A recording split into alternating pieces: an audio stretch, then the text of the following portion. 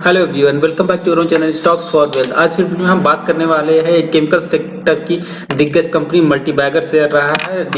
Company का नाम है दीपक नाइट्राइट। इसके बारे में हम डिस्कस करने वाले हैं, साथ ही अन्य शेयर्स के बारे में डिस्कस करने वाले हैं। इसको फंडामेंटली और टेक्निकली सारी चीजों को हम डिस्कस करेंगे इस वीडियो में। और दीपक नाइट्राइट का शेयर आज क्यों ऑलमोस्ट जो है शुरुआत में लगभग 7% का जो है एक डंप देखने को मिला है, उसके बाद जो कंसोलिडेशन फेज में ऑलमोस्ट 5.5% के बाद बंद हुआ है, तो इसके बारे में डिस्कस करने वाले हैं। चलिए एक करके देख लेते हैं। यहाँ पे देख रहे हैं हम, जब मार्केट ओपन हुआ तो जो है वन डे मतलब लगभग 7% की गिरावट देखने को मिली है। 7% डाउन खुला था और एक ही फेज में गिरते गिरते गिरते ये गिरते ही रहा शेयर शुरू से लेकर अंत तक। जब से मार्केट ओपन हुआ तब से गिरते ही दिखाई दिया।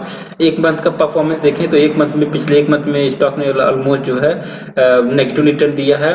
और पिछले एक साल की बात करें तो पिछले एक साल में कंपनी का रिटर्न्स भी अगर देखा जाए तो एक साल में ऑलमोस्ट जो है 9% का रिटर्न देखने को मिल रहा है। और ये एक ऐसा चार्ट है, यहाँ पे आता है और इससे बाउंस बैक करके ऑलमोस्ट 2050 के आसपास आता है, वहां से बाउंस बैक दिखाता है। तो कहने का रीजन ये है, आज दीपक नाइट्राइट का शेयर सबसे मेन रीजन इसके गिरने के पीछे ये है कि यहाँ पे जो ब्रोकरेज हैं और जैसे लोगों को लग रहा है कि दीपक नाइट्राइट जो है वीक Q4 के रिपोर्ट्स ब्रोकरेज के अनुसार जो है इनके Q4 के जो रिपोर्ट्स हुए, जो रिजल्ट्स आए थे वो वीक आए थे। और इसके अलावा इनके बिजनेस इन्वायरमेंट जो है ठीक नहीं। एक रीजन और है, ये इनके बिजनेस इन्वायरमेंट जो है अच्छे खासे अभी नहीं चल रहे हैं। और दूसरी बात जो है, इनकी ये केमिकल सेक्टर की मार्केट में थोड़ी सी वीकनेस बनी हुई है और सी क्राइसिस की वजह से और चाइना के द्वारा डंपिंग की वजह से। इन सभी रीजनों से ब्रोकरेज फर्म्स ने, खासकर प्रभुदास लीलैंड ने इसका टारगेट प्राइस बहुत ही लो रखा है। हालांकि उतना क्या कंपनी आज गिरावट हो गई तो मेरे हिसाब से आज कंपनी खराब हो गई, ऐसे बिल्कुल नहीं है। कंपनी खराब नहीं है, हाँ कुछ जो है ग्लोबल इश्यूज हैं, इस वजह से खराब, इस वजह से गिरावट हुई है।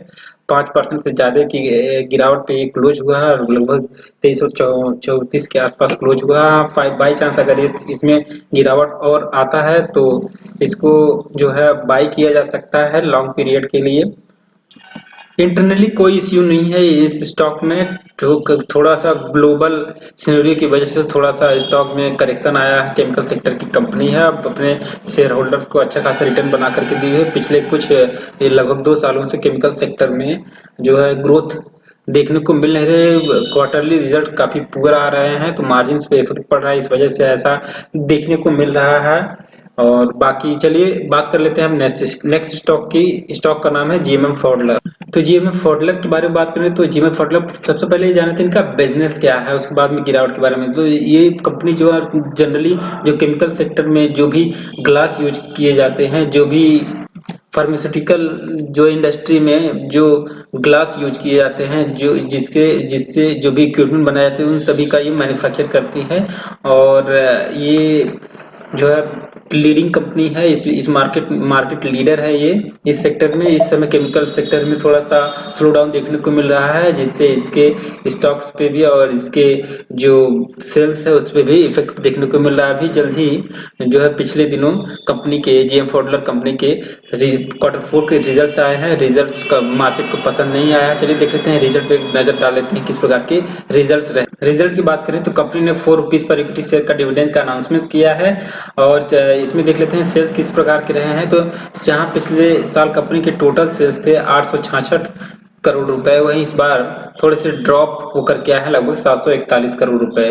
और पिछले क्वार्टर से कंपेरिजन किया जाए तो पिछले साल 856 करोड़ के सेल्स थे, इस बार आए हैं 741 करोड़। तो ईयर ऑन ईयर बेसिस और क्वार्टर ऑन क्वार्टर बेसिस में इनके सेल्स में अच्छा खासा ड्रॉप देखने को मिल रहा है। चूंकि business global scenario chemical sector में भी, इसलिए इनके स्टॉक्स पे भी इनके मार्जिन भी इफेक्ट हो रहे हैं। चलिए देख लेते हैं कंपनी के कितने खर्चे। तो खर्चे की बात करें तो कंपनी के खर्चे जहां 772 करोड़ थे, थोड़े से कम करना पड़ा है। 650 करोड़ खर्चे भी कम हो गए हैं और 742 करोड़ से भी घट करके 650 करोड़ हो गए। अब चलिए बात कर लेते हैं प्रॉफिट्स। प्रॉफिट्स की बात करें तो प्रॉफिट जहां पिछले साल कंपनी के टोटल प्रॉफिट थे 33 करोड़ के, वहीं इस बार प्रॉफिट घट करके आए हैं ऑलमोस्ट 29 करोड़ के। तो ईयर ऑन ईयर बेसिस पे प्रॉफिट में लगभग 13% का ड्रॉप देखने को मिल रहा है। और वहीं क्वार्टर ऑन क्वार्टर बेसिस पे कंपैरिजन किया जाए तो प्रॉफिट्स ऑलमोस्ट फ्लैट ही रहे हैं। बात कर रहे थे प्रॉफिट मार्जिन, तो इस कंपनी की प्रॉफिट मार्जिन की बात करते हैं तो जहां पिछले साल कंपनी के प्रॉफिट मार्जिन 11% के थे, वहीं इस बार आए हैं 12% के। पिछले साल 13% के मार्जिन थे, जो 12% के आए हैं। तो बहरहाल देखा जाए प्रॉफिट के मार्जिन लगभग कांस्टेंट है, बढ़ नहीं रहे हैं, हालांकि ज्यादा गिर भी नहीं रहे हैं। तो बहरहाल देखा जाए रिजल्ट तो वीक है, इस वजह से स्टॉक में जो है जमकर धुलाई हुई है। स्टॉक जो है पिछले कुछ समय से रन अप कर चुका था। अब करंट टाइम में स्टॉक के जो है कंपनी के फंडामेंटल्स को देखा जाए तो कंपनी एक जो है 5,948 करोड़ के आसपास की स्मॉल कैप टाइप की कंपनी है। करंट टाइम में इसका मार्केट प्राइस 1323 रुपए के आसपास ट्रेड कर रहा है। पी की बात करें तो 34 की पी के आसपास ट्रेड कर रहा है। स्टॉक जो है इसका हाई वैल्यूएशन नहीं है, ज्यादा स्टॉक महंगा नहीं है पी के अनुसार। और बात करें प्रोमोटर होल्डिंग की, तो प्रोमोटर होल्डिंग 25% की प्रोमोटर होल्डिंग है, कोई भी प्रोमोटर होल्डिंग प्लीज नहीं है। डेप्ट टू इक्विटी रेशियो की बात करें तो ऑलमोस्ट ज्यादा डेट है इनके पास 2.79, तो भारी भरकम डेट देखने को मिल रहा है, जो कि एक वीकनेस कंपनी के जो है वीकनेस को दर्शाता है।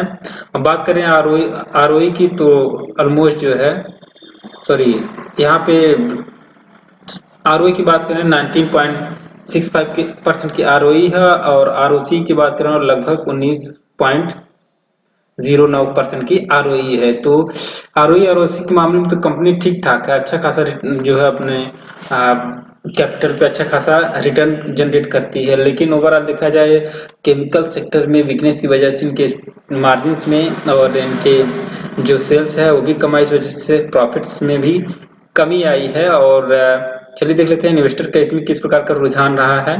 तो ये इन्वेस्टर की बात करें तो एफआईआईज की प्रोमोटर की होल्डिंग करंट टाइम में 25.18% की है। एफआईआईज की बात करें तो एफआईआईज की होल्डिंग अच्छा खासा देखने को मिल रहा है, 22.15 है। और इस समय 22.09% की एफआईआईज की होल्डिंग है। डीआईएस की बात करें, डीआईएस ने 13% से बढ़ा करके अपने 13.1% का स्टेक कर लिया है, खरीदा है।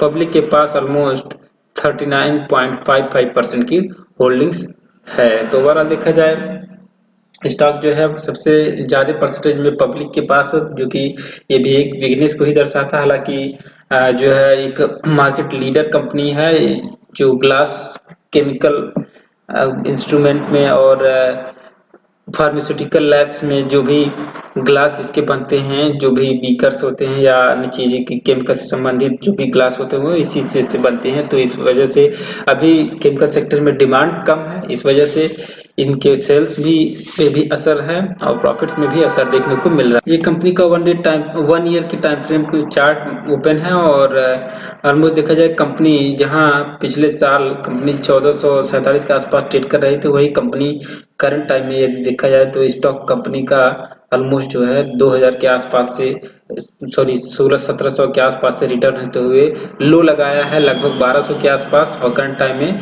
1323 के आसपास ट्रेड कर, बाई चांस कंपनी में और कोई गिरावट होती है तो हालांकि स्टॉक जो है एक डाउन ट्रेंड में देखने को मिल रहा है। अभी इसमें वेट एंड वॉच करने लायक है, अभी कोई जो है बाई करने की रिकमेंडेशन में बिल्कुल नहीं करेंगे। मैं मेरे पोर्टफोलियो में ऑलरेडी ये स्टॉक था और अभी भी है, तो वेट एंड वॉच करेंगे, देखते हैं किस स्टॉक का परफॉर्मेंस रहता है। सो फ्रेंड्स, यदि वीडियो आपको अच्छी लगी तो प्लीज वीडियो को लाइक करिए, चैनल को सब्सक्राइब करिए, बेल आइकन जरूर प्रेस करिए ताकि इस प्रकार की इंफॉर्मेटिव वीडियो आपको टाइम में मिल सके। तब तक के लिए मिलते हैं नेक्स्ट वीडियो में।